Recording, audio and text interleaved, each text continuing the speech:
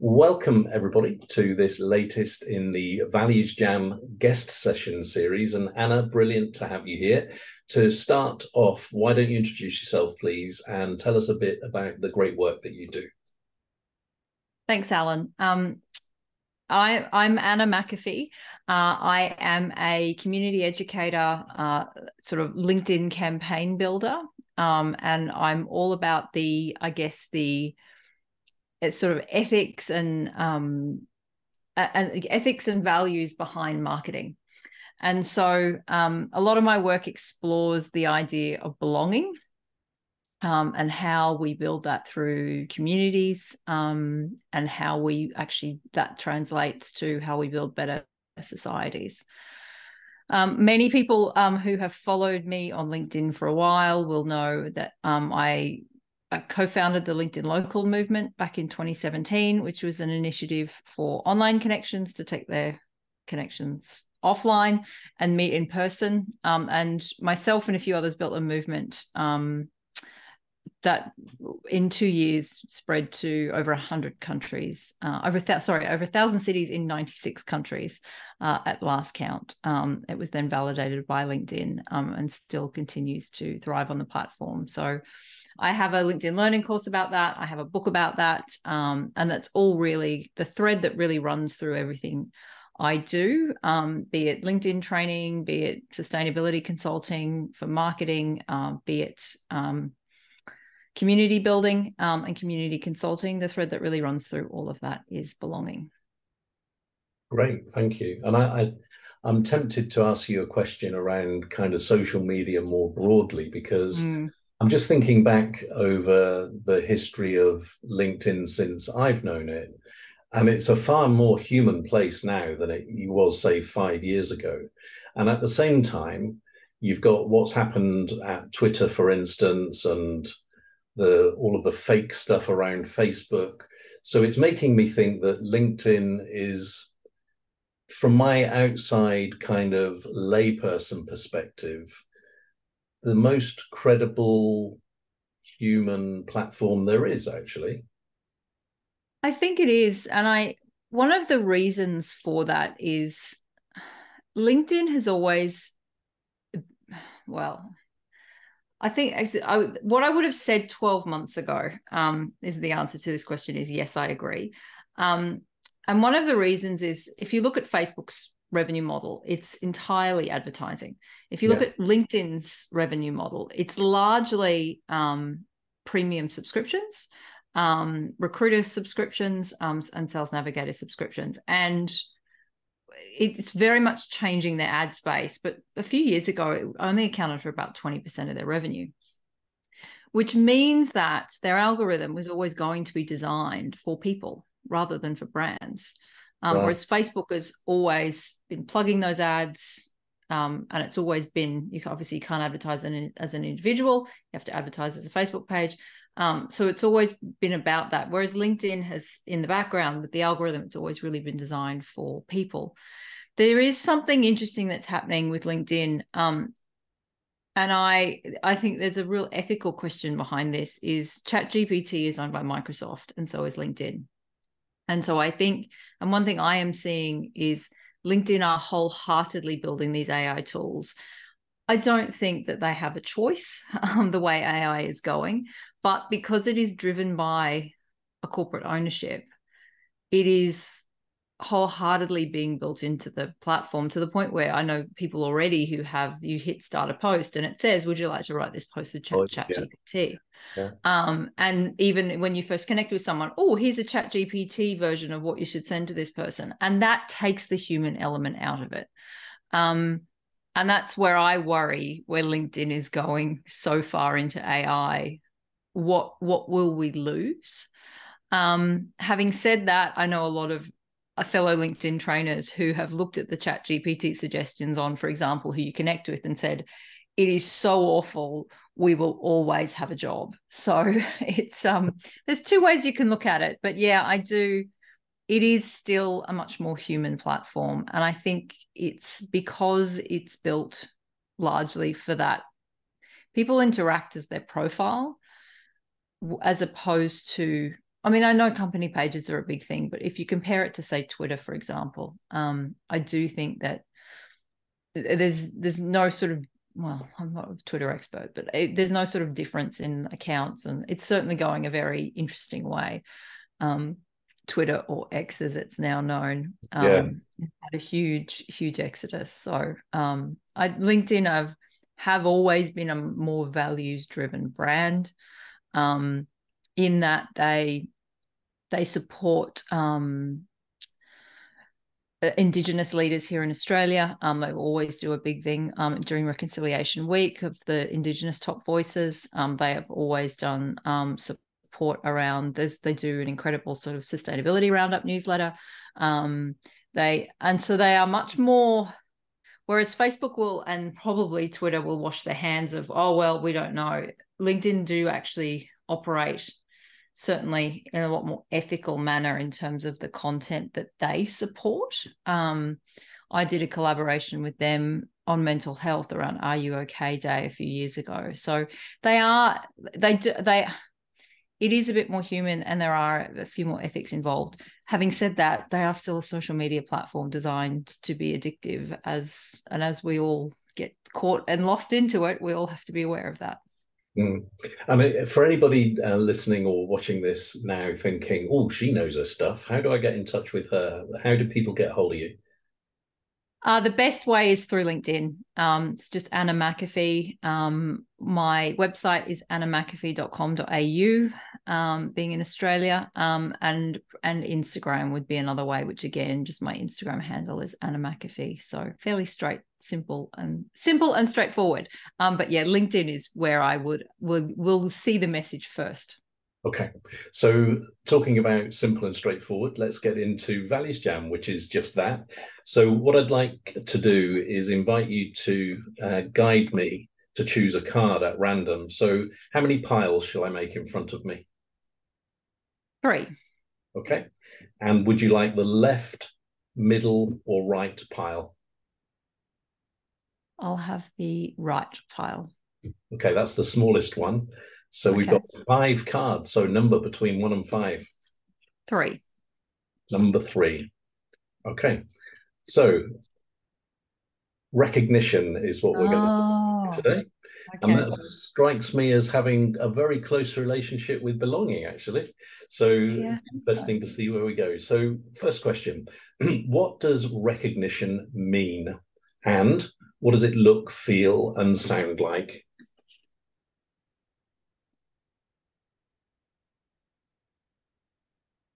How does it feel? I would say warm.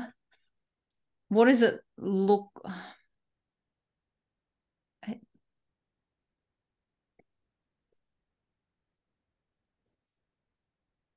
There's several questions in here. What does it look like? I think recognition to me goes hand in hand with acceptance, just answering on what does it mean. I think there's an acceptance of who you are,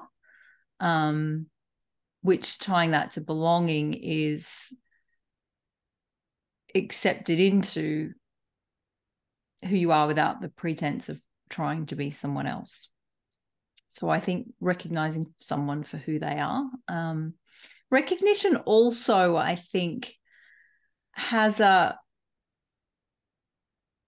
if you think about, for example, a workplace, and somebody does great work, a great project delivery, or great contribution to a project delivery, recognition looks like either reward or praise or some sort of comeuppance that is commensurate with whatever the task is, for example. And so, yes, some organizations are good at recognition and others aren't, or perhaps some teams or some leaders. Does that answer the question? That's how I see recognition. Yeah, it's an interesting start, isn't it? Because you just mentioned there that some organizations do it well and others don't. And it's almost like there's this view that recognition is a thing that we should do, right? And so as long as it's in place, we're doing what we should do. but it's the way that it's done that is far more important than actually doing it. And you've reminded me of, I worked for a corporate organization, and they had a recognition program. So the way that it worked was that everybody in the company could flag up positive behavior to the chief executive officer's office, and then there would be a reward or recognition issued to the individual.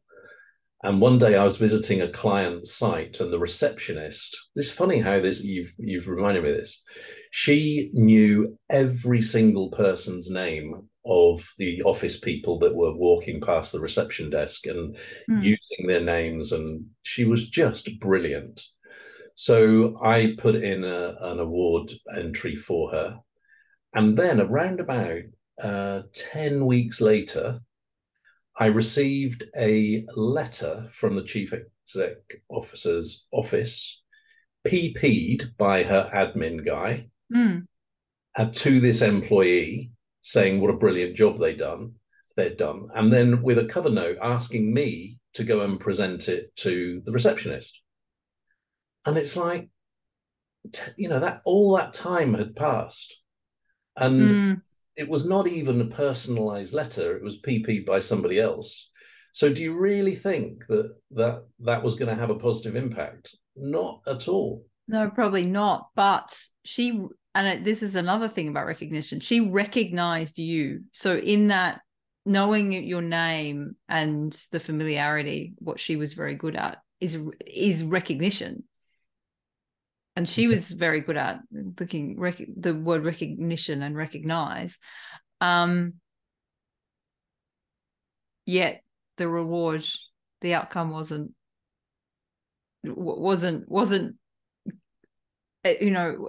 enough recognition, or it wasn't personal recognition. It wasn't at all effective. And it's this, so for me, recognition has to be timely. That's one of the things that needs to be in place. It needs to be personal. So, in that situation, if I had been the CEO, I would have gone and seen that receptionist and made the award myself. It needs to be specific. So, what is it that the person did that warranted the recognition? Because again, sometimes the award actually becomes the center of attention, or even the person, rather than the behavior. And it's the behavior that you really want to showcase so that other people will follow, hopefully.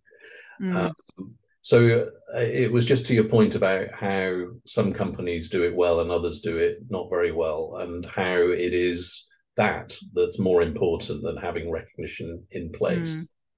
And you started on the metaphor words as well. So you said it feels warm, and I think that is how it feels. It feels like a smile as well. A warm smile of acknowledgement or something like.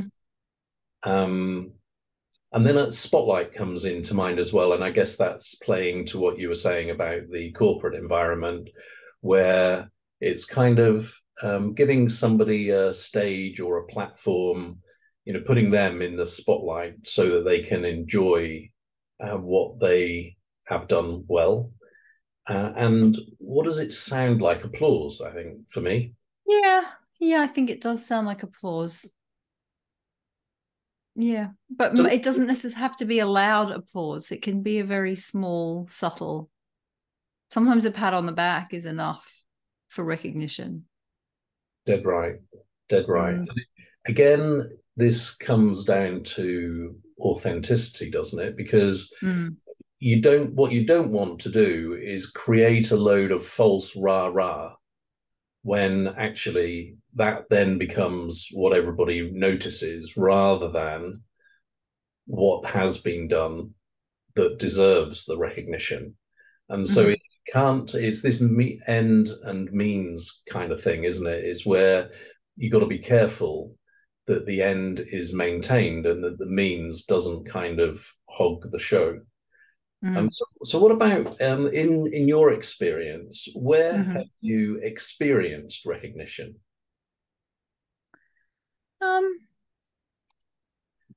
Going back to are probably LinkedIn local. And at the long story, but at the sort of end of after the first 2 years, LinkedIn put some terms out, which effectively meant anybody could run a LinkedIn local, and that was fine. And we were use the logo and everything. We were fully supportive of that, but it meant that it meant that we, as the the community founders and people building the community and running the host community, we were no longer needed, essentially. It was a bit of a push to, I think, it was this enormous grassroots community, and I don't think LinkedIn knew what to do about it. So for me, it was a point where I received no recognition at all initially, but what really happened after that, and after we announced it, they, LinkedIn, for example, left us to announce it to the platform, not them. They were like, well, it's already up in our help section, so it's already legally binding. So we were like, oh, thanks for that. So it was a bit of a kick in the teeth, but the recognition, to answer your question, the recognition I think really came from the people, from the community itself. For me, it was like, no, you founded this. I don't agree with this. I'm going to run my community, but I'm going to rename it. And that's not what we asked people to do at all. But it was really, I think, for years still, I get tagged in as the founder of it, and that is actually wonderful, and it's really nice because I got no recognition from the one place I thought I needed recognition, but actually got recognition from hundreds of people who I didn't think I needed the recognition from, but it felt great to get it from them and not from the one I was seeking recognition from. That's fascinating, isn't it? Yeah. And actually, I've got a parallel story, I think, because when I worked in hospitality, and I ran a Marriott property in the UK, and in my first year, we received an award which was the most improved employee opinion survey. And every year, Marriott general managers, I don't know if they still do it, but they had a annual general meeting.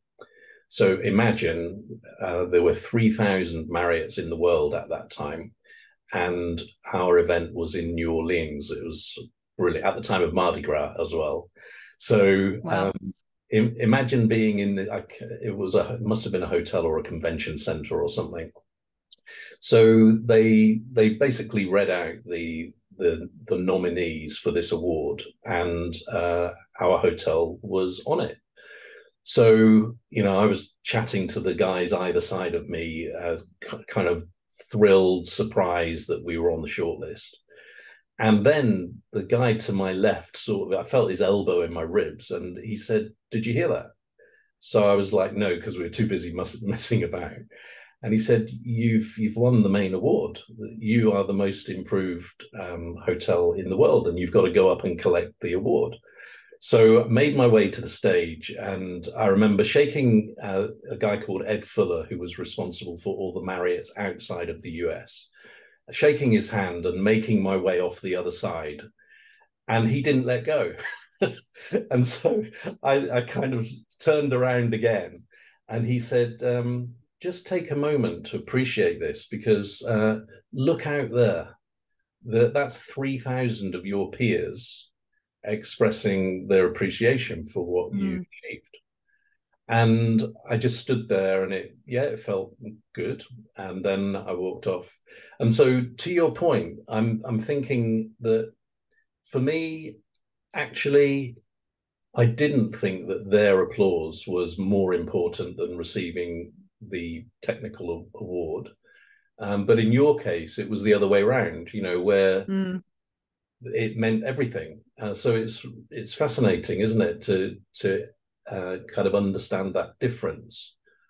But I think the other thing to say on recognition is that I think that it's the best investment you can make in business when you do it really well, because it just, in my experience, it just changes people's performance level from kind of average or good to outstanding.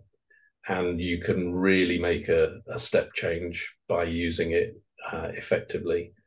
And what about the other side of the coin, Anna? When have you noticed a lack of recognition? And don't you can't give the same example as last time. Oh, I've got a timely one at the moment. Um, I'm having some challenges. This is at home actually, and to do Okay. with after school sport. And these like player of the match awards for Yeah. school sport. Um, and what I'm seeing, and it's interesting, this has opened up a really big discussion we have had at home about school awards as well. Um, and there's an interesting line in an interesting section of Seth Godin's new book, The Song of Significance. But I'm not to say it's a lack, well, maybe it is a lack of recognition, but just I'm seeing children get too hooked on these awards and they're missing out on um, the point of a team sport. And so they think if they don't get them, that they're not good enough. Yeah. And yet it may just be down to the disorganization of whoever's coaching or training that day or communication that, and it's like, well, do you give them to every child or do you just give them to the best players? And it's like, I think there's such a disconnect when what happens with one team to another, one that happens between one sport to another, and then also what happens with one age group to another. Yeah. And it's causing a lot of issues I'm seeing from my own two children's perspective, where there's an inconsistency in one's experience and then the other one's comparing it to that, but yet it's a different sport and a different age group and a different club. So I'm seeing that whole system, which is widely used worldwide, where McDonald's and, all sorts of, organizations donate, very kindly to sports clubs. Yet I'm seeing that system as almost a demotivating form of recognition. And then whether that's a lack of recognition, I'm not sure it fully answers the question. But I think maybe the lack of recognition is us not seeing. I mean, the whole point, there's a point in Seth Godin's new book, which I wish I could remember the full name, but it was LaSalle, I think, who invented the whole system of you stand in one place. It's the whole idea of you stand on the red dot, and that's ultimately what we're teaching kids in classrooms is you stand on the red dot, you behave the way you do, you get a class dojo. Yeah. And there's a whole system and the kids, at some point, and then the kids do then behave the way that they need to get the points. And then at some point they get old enough that their motivation isn't about points, they're self-motivated, which I don't agree with. But it's at what point does that age stop? And then when it comes to sport, like, we want to keep our kids in sport, but ultimately if the systems that we're using to encourage them is not keeping them there, then what's the point of them in the first place? And I'm sure this is not every parent's experience, but I know, there's a podcast here in Australia we listened to. It's two parents of children with disabilities, and they made a really valid point, which is, can the school system please stop giving attendance awards? I'm so fed up. My heart breaks every time I see someone post their child's award on social media. I'm so happy for them, but my child with a disability is never going to get an attendance award because they can't attend. And really interestingly, there was a whole backlash here a few years ago because this podcast episode came out and it got so much interest. People are like, well, the school has to, they can't give these awards anymore. So, and a lot of them have cancelled them. So, and that's just the attendance awards, not the other awards. So I think that it's a really tricky, maybe it's not a lack, maybe it is a lack of recognition or a lack of the right recognition. Yeah, I think what's coming through for me is that it's important to differentiate between the impact that you're creating versus the process that is being used. So, if you concentrate on the recognition process, you might not have the impact that you had intended to have, because you're all caught up with the process, which is this point about the means and the end again. You've reminded me of, I'm not sure that this is on topic, but it was a phone in on the radio, and a guy was complaining that his child's football match in Scotland, it was, his child's team was winning 10-0 at half time. And the decision was made to start the second half at 0-0 again. And so it was this whole thing around, well, do we want to teach children about the real world, where there are winners and there are losers, and sometimes that is a heavy loss, but it's just part of experience, at the end of the day. And can you totally eliminate disappointment in children at that age, and is that healthy or not? It was a fascinating point.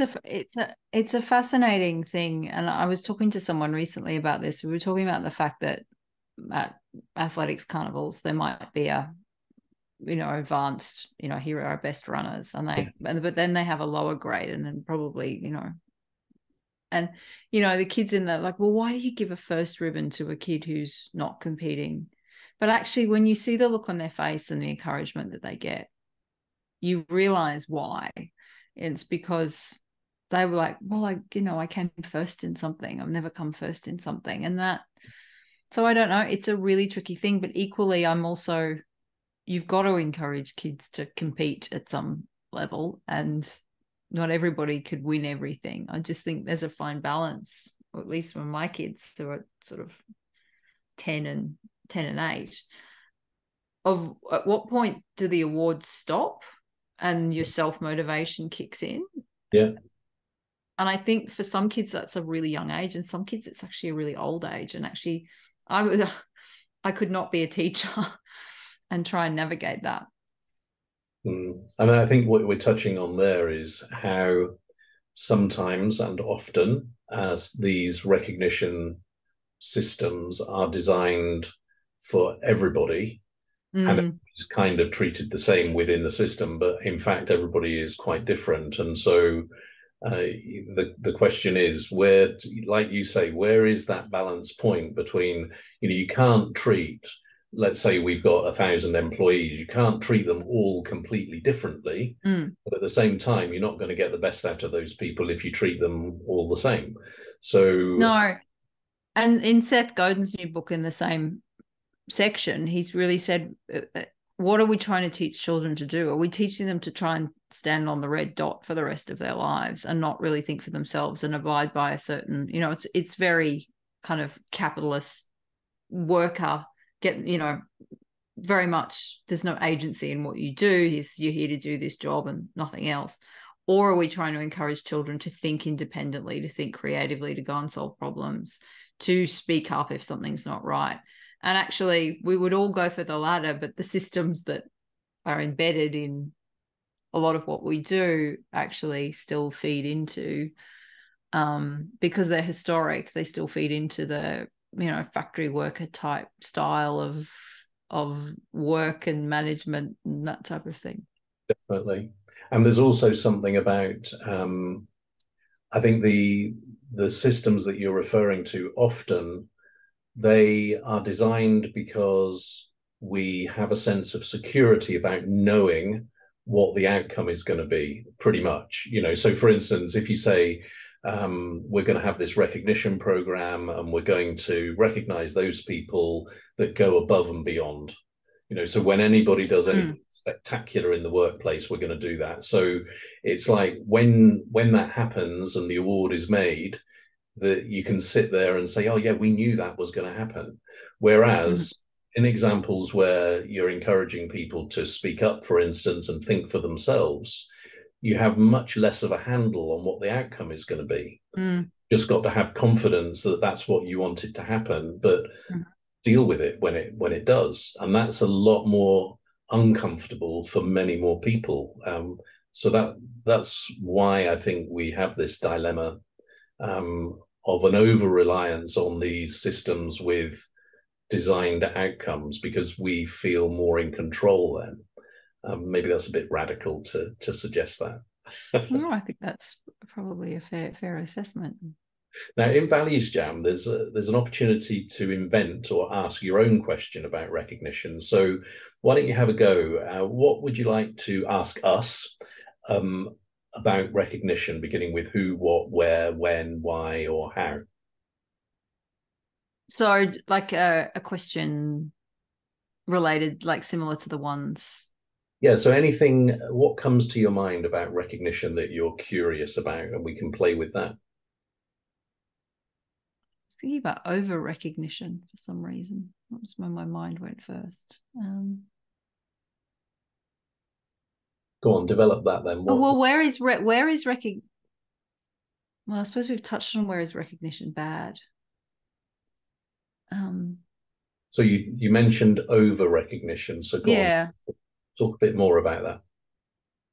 Well, I think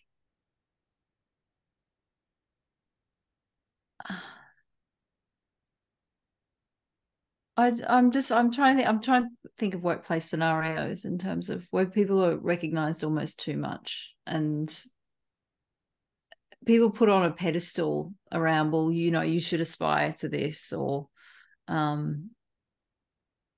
I see it even in the coaching industry with, people like this, I guess people overinflate and get a lot of recognition for something, which I think can not demotivate, but I think can be hard for others, particularly if they've made a contribution to whatever it is that person has been recognized for. Yeah. So I don't know what the question is there. But that's yeah. So is there something about what is our perspective of over recognition? Where people are seemingly being kind of pumped up as this superhero. Or, well, actually, here's maybe another different question. Yeah. Is what do you do when the recognition is wrong? When you're recognized for something that you didn't contribute to, for example? How should that be managed as an individual? Okay, so the first thought that comes to mind is well, there were two actually. The first one was you quite simply set the record straight about who contributed, and it should be them receiving that recognition. But then the other thought that I had there was, what's the impact on the person giving the recognition? If they, in good faith, thought that it was you that had contributed to something and they were recognizing you for it, and then you're kind of throwing it back at them almost saying, well, it wasn't me, it was somebody else. And it's like, what potential negative impact might you cause by doing that? So I think my answer to your question would be that I would put the record straight whilst having empathy for the person that I'm dealing with, to make sure that they are not kind of demotivated by what I do. So is there an example that you're thinking of that was behind that question? Well, not really. I mean, the one that sprung to mind, I don't think is a great example. Is John Asperian, who you may know from LinkedIn, I know, is credited as writing a book that he's never heard of, according to ChatGPT. Oh, really? Yeah, and I remember he was asking some AI experts, like, what do you actually do about it? Like, how do you set the record straight on something like AI? And that point, you can't actually go to. I mean, you can publicly say, look, I didn't write this book. I'm sure it's a great book, but it wasn't written by me. But you can't go to the source and say it's incorrect. Wow. But and so that's a challenge. But I think you're right. You do have to be mindful of when you are going to the source of the recognition. Yeah. And that's a particular that whole point about being mindful of the of everybody involved is because I'm rubbish at receiving positive recognition. So I We used all are. yeah, well, I don't know what it is, but so I used to be all kind of shy and bashful and say, oh, it wasn't me, and I didn't really make that much of a contribution, and all the rest of it. And then I learned that, that's actually doing yourself a disservice because maybe you did make a good contribution. So I still feel really uncomfortable when I'm in that situation, but the way I handle it is just to say thank you. I appreciate what you've said. Then quickly move the conversation on to something else. Yeah. And what about, so tell me a little bit more about you were saying about your two children experiencing a different approach to recognition. I think this is really interesting as well, because this whole thing around, so what you were talking about was different clubs and then different sports and different age groups. And it's the comparison thing that probably isn't taken into consideration by any of those people that are responsible for recognition for one team, one age, and they have probably paid little thought to the fact that your two children will bring their very different experiences together and totally confused because of what's happened to each of them. So it kind of suggests that you should have an overall framework thought out, considering. Yeah, I don't know. I mean, it's such a tricky thing. But I genuinely mean, like, it's missing the point of team sport. Like, it really is. And in my theory is just rotate them. I mean, surely that's the fairest thing to do. But that's like the person who phoned the radio in Scotland said, well, why should we reset at 0-0 at half time? I mean, there's always going to be a school of thought that's different. Yeah, so here you've reminded me of I can't remember even what organization it was, but I do remember putting the recognition program in place. And there was a meeting about the selection for the person of the month. And this guy had done something really good. And then somebody said, but he won it last month. And then there's this whole conversation exactly like you've touched on about, well, is it fair to, give somebody else a chance? I remember saying, well, my position was no, we shouldn't do that. We should reward the behavior that's being displayed. That's the focus of this. That's what we're trying to encourage. And it just so happens that this guy has done it on consecutive months. And, should we really take it away from him just because he won it last month? No. But there's also, I mean, I see the flip side of, in that situation, whereas if it does just get rotated around, doesn't that devalue the whole recognition process in the first place? Yeah, exactly. So it's a really tricky thing. The other thing that comes to mind, thinking about that example, I always used to, a lot of recognition is after the event. And so what happens is that somebody does something and then they're recognized for it. And I think that is really missing a trick, because for me, the whole purpose of recognition is to show the way and encourage other people to follow. So when I was in businesses, I always made a point at the beginning of the year to lay it out. This is what the Employee of the Year award is that will be done in December. It's based on the values or whatever it is. This is the way the process is going to work. So then you had the chance of people being motivated for 12 months through that process, rather than everybody kind of just does what they want and then there's a party and a recognition after the event, and it's had no impact on that 12 months that went before. Yeah, I've always found that interesting, that people don't really leverage it as much as potentially they could. Okay, so let's go big on this now. How could more recognition improve the world?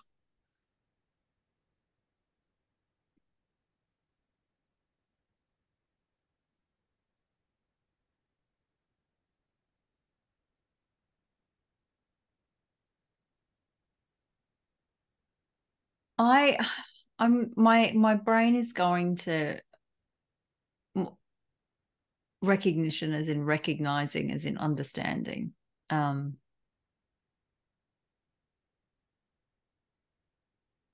Perhaps it's more recognition of the systems around us, and more education around things like inequality and things like that. I don't know. Yeah, it's when I'm thinking world big. That's where my brain's going, but I'm not really sure how to answer the question. How does recognition? Because I'm still not sure that recognition is always a good thing. Yeah, I went to the Zulu concept of sawubona. So, are you familiar with the word? Yeah. Okay. So I love the concept that, whereas in our society, when we meet, we say, "Hi, how are you?" and we don't mean it, and we're just moving the conversation on as quickly as we can. The they they really mean it. It's like, "We see you" is the translation, and the reason that it's plural is because when you're with another person and you're looking into their eyes, they say that you're not just looking with your own eyes, you're looking with all of the eyes of your ancestors that went before you as well. And it's this kind of really deep connection and recognition of the value of the other person, which I think in our kind of over fast paced society gets lost in what we're doing every day. And if we paused to recognize what other people bring, I think the world would be a much better place. Yes. Yeah, I agree with that. That answers it much better than I do. Well, you're in Australia and it's at the end of your day, and I'm kind of just approaching the middle of my day, so brain's working a little better. That's fair enough. So it's a fascinating topic, and what we've kind of covered is how it's fraught with traps, actually, because with all the right intention, you can end up having a disastrous impact. And it's so complex because of some of the things that we've touched on in terms of like people's motivation and comparing stories and all of that sort of thing. So it shouldn't be a difficult question, this one, because there's so much that we could do. But the question is this: what are you encouraged to do differently about recognition as a result of our conversation? The thing that stands out for me is the follow through on the recognition. It's not just the intention of it; it's the delivery of it, and I think that is really essential to recognition. So, if you were to translate that into something practical that you're going to do, what does that look like?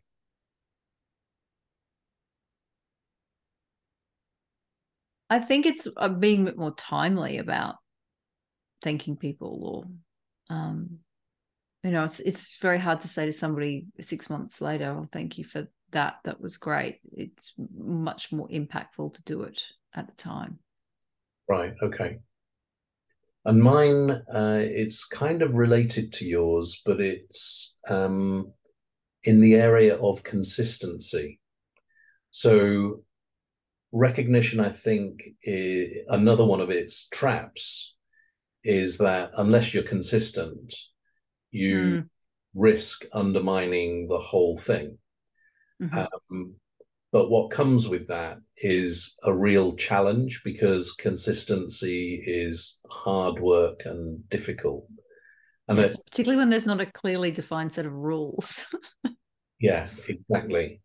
And just a very quick story. I remember in a hotel, we took the most reservations that we had ever taken in the history of the hotel one week. And so I just went and bought some donuts for the reservations team office.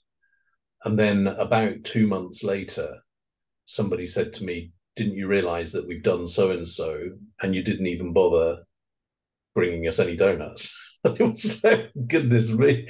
So the baggage that comes with consistency is that demand or challenge to live up to. There's no spontaneity and consistency. Yes, that's a great point, actually.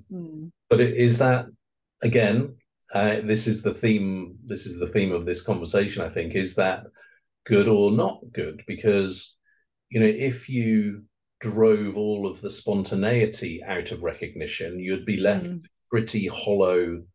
Yes. Maybe there's a baseline and then there's a spontaneity you can go above. Yeah. I don't know. And maybe recognition actually is, so this is what you're bringing me to for this conversation, is that recognition is a philosophy rather than a process. And if you keep that in mind, maybe you'll stand a better chance of getting to a good place than it's the other way around. So thanks for the Values Jam from all those thousands of miles away. It's been great, and recognition is really interesting. Yeah, it has, and really enjoyed it. A great topic. So thank you very much indeed. Thanks, Alan. Cheers.